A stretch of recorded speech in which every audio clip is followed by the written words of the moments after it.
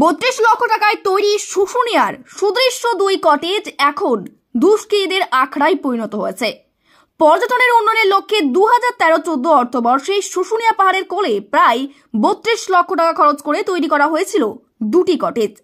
কিন্তু সেই কটেজগুলি চালুর আগেই প্রশাসনিক উদাসীনতায় পরিণত হয়েছে দুষ্কৃতী ও সমাজ বিরোধীদের আখড়ায়।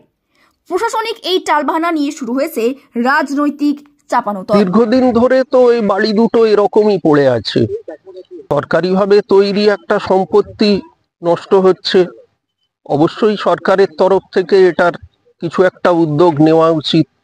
বিভিন্ন জায়গা থেকে পর্যটকরা আসেন, তাদের জন্য সরকারি আবাসস্থল হিসেবে এটা ব্যবহার করা যেতে পারে। সারিয়ে পড়ে থেকে থেকে কিছু কিছু জিনিস তো এর চুরিও হয়ে যাচ্ছে, সঠিকভাবে সংরক্ষণ করা হচ্ছে না।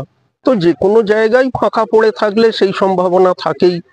এখানেও রাত্রের দিকে নিশ্চয়ই, রোজ না হলেও কোনো কোনো দিন অবশ্যই সেই সব হচ্ছে।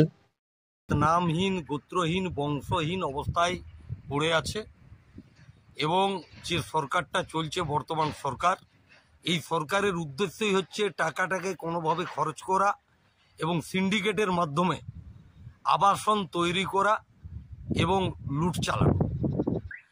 আমরা চাইছি অতি তাড়াতাড়ি, যত তাড়াতাড়ি সম্ভব এই বাড়িগুলিকে সম্পূর্ণ সরকারি নিয়ন্ত্রণে এনে উপযুক্ত সংস্থার হাতে দিয়ে যাতে সরকারের আয় বাড়ে এবং পরিবেশ দূষিত না হয়, সেদিকটা প্রশাসন এবং সরকারের নজর দেওয়া দায়িত্ব এবং কর্তব্যের মধ্যে পড়ে বলে আমরা মনে করি।